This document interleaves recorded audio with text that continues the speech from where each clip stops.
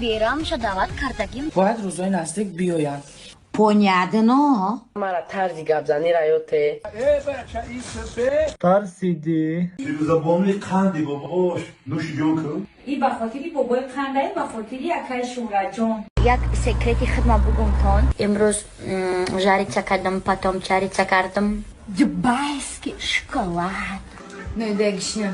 ранг бину ҳол пурс ҷавонон не насли калонсорро чӣ шудааст ҳолати нигаронкунанда дар фазои сомонаҳои иҷтимоӣ фаъолияти блогерон аксари онҳое ки дар миёни мардум мафкурасозӣ мекунанд аз чорчӯбаи одобу ахлоқ берун рафтааст чаро як нафар имрӯз бо поймол кардани асолати фарҳанги бой бо роҳи ғайриахлоқӣ худро мехоҳад машҳур кунад дар чанд сомонаҳои иҷтимоӣ фаъол ҳаст ва сухан мегӯяд ва албатта бояд андеша кунад ки чӣ гуфтанаш муҳим аст. Дар сомонаи иҷтимоии фейсбук моҳи гузашта дар атрофи як бонуе ки ҳамчун блогер хеле худашро фаъол ҳисоб мекунад, лекин бисёр суханони бемазмун, бемантиқ ва ҳатто таҳқиромезе ки вай дар нисбати худаш мегӯяд, ин дар симои вай дигар бонувонро, дигар занонро, одобу ахлоқи онҳоро мо хуб муаррифӣ карда метавонем ё ин ки шинохта метавонем. қисми зиёди онҳое ки ҳамчун блогерони фаъол саҳифаи худро доранду асосан суханони бемантиқ бисёр доранд, ман фикр мекунам ки ин албатта ба тафаккури ҷомеаи мо бисёр таъсири манфӣ мерасонад. Ба мазмуну мантиқи сухани онҳо мо вақте таваҷҷӯҳ мекунем таассуф мехӯрем ки воқеан ҳам бо ин тарзи гуфтороен ки бо ин гуна лаҳнашон ба муштариёни худашон муроҷиат мекунанд. дар мавриди фаъолияти озодонаи ба қавли блогерҳо ки майдони фаррохро суистифода менамоянд дар сатҳи зарурӣ ниҳоде фаъолияти худро ба роҳ намондааст ки паёмади ин ҳолат нигаронкунанда мебошад мисле ки фазои сомонаҳои иҷтимоӣ беназорат асту майдони таҳқиру тавҳин ва берун аз талаботи фарҳангӣ ва ахлоқӣ масъулият бар дӯши кист кадом ниҳод ва ё сохтори масъулиятшинос метавонад садди роҳи таҳқиромезонаи блогерон гардад? тарафдор ҳастем ки ҷорӣ кардани маҳдудиятҳо дар интернети тоҷикии мо роҳандозӣ шавад. Мардум фикр мекунанд, мегӯянд ки ин кори ман нест. ман чӣ кор дорам ба он нафаре ки он чизе ки мегузорад, он чӣ коре ки сабт мекунад. Бигузор мақомот ба ин кор сару кор гирад. Лекин ин дуруст нест, албатта ин хато аст. Набояд ки бетараф бошем. Ҳама шаҳрвандон бояд ки дар якҷоягӣ аз пайи ислоҳи чунин камбудиё бошем. барои аксарият интернет ҳанӯз ҳам на манбаи донишафрӯзиву тавсеяи ҷаҳоншиносӣ балки сарчашмаи фароғату дилхушӣ ва аз ин бадтар вақтгузаронию таҳқир ва гузоштани наворҳои ғайриахлоқӣ боқӣ мемонад. тафаккур ба тарбияи маҳз насли наврасу ҷавон таъсири манфӣ расонад.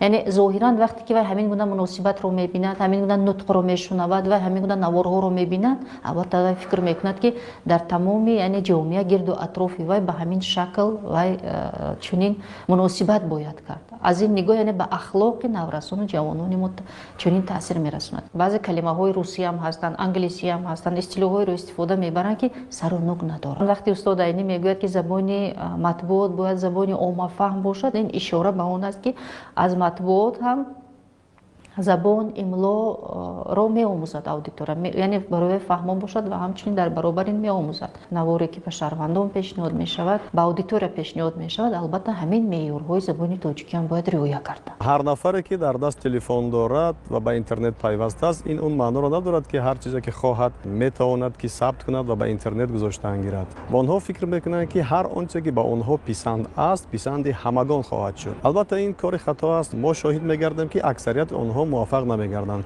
Ҳастанд албатта блогероне ки ба воситаи сайёҳӣ муаррифӣ шудаанд. Ҳаст нафароне ки ба воситаи пухтупаз муаррифӣ шудааст. Ҳаст нафаре ки бо намоиши тарроҳии либосҳо муаррифӣ шудааст. ва мо ҳам онҳоро ҷонибдорем, дастгирӣ мекунем. Лекин ҳар нафаре ки бадгуфторӣ мекунад, бадахлоқӣ мекунад дар шабакаҳои иҷтимоӣ, ҳеҷ вақт онҳоро мо тарафдорӣ намекунем ва ба онҳо тавсия метиҳем ки ё ба роҳи дуруст раванд, ё ин ки қатъ кунанд. ҳамон фаъолияташонро. маҳз наврасону ҷавонони мафкураашон ҳанӯз шакл нагирифта ба зудӣ аз ҳаводорони сарсахти ба ном блогерон шудаву якҷоя миёни ҳамсолони худ машғули мағзшӯӣ ва костагардонии маърифати миллӣ мегарданд. дигар барои онҳо дашному қабеҳгӯӣ ва таҳқиру бадномсозии якдигар ки дар ниҳоят ба шаъну шарафи миллати тоҷик дахл мегирад ба як одати маъмулӣ табдил меёбад ки ниҳоят нигаронкунанда аст. Ман шу накардастам чӣ сабаб боша? А ту чӣ мегӯӣ ина? Я бор дафтара бинам.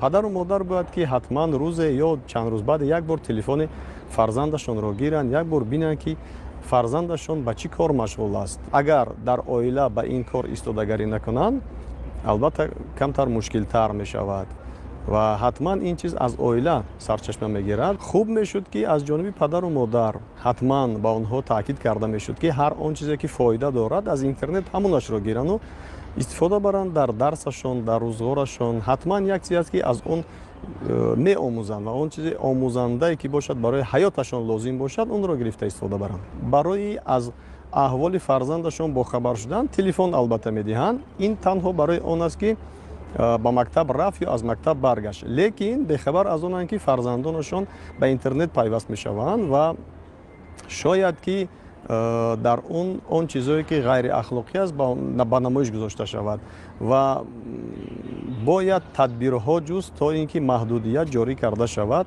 дар истифодаи ана ҳамин чизҳо. ҳоло шабакаҳои иҷтимоӣ ба воситаи тарғибу ташвиқи рӯиросту озоданаи бадахлоқӣ табдил ёфта бо ном блогерон хурдтарин ҷузъиёти ҳаёти шахсии худро ба намоиш мегузоранд. имрӯз медонем ман барои шумо чӣ заказ кардим? питсаҷон. ина дидем, питсара беравша дидем. барои ин гурӯҳ муҳим нест ки ба обрӯву эътибори шахс имиҷи миллат чӣ мерасад. ин тоифа бериёяи меъёрҳои забони гуфтугӯии адабӣ ба эҳсоси масъулият барои натиҷаи мавод ҳар чӣ хоҳанд пешниҳод мекунанд. пас чӣ бояд кард? кадом тадбирҳо метавонанд фазои интернетии моро аз чунин абрҳои сиёҳ ки эҳтимоли табдил шуданашон ба боду борону тӯфон то рафт зиёд мешавад пок созанд? назорат бояд бошад. фарҳанги истифодабарии телефонро албатта аз сину соли хурдсолӣ ки имрӯз ҳама ба ҳамин технология имрӯза дастрасӣ доранд бояд омӯзанд. дар баъзе кишварҳо маҳдудият мегузоранд ба сину сол ва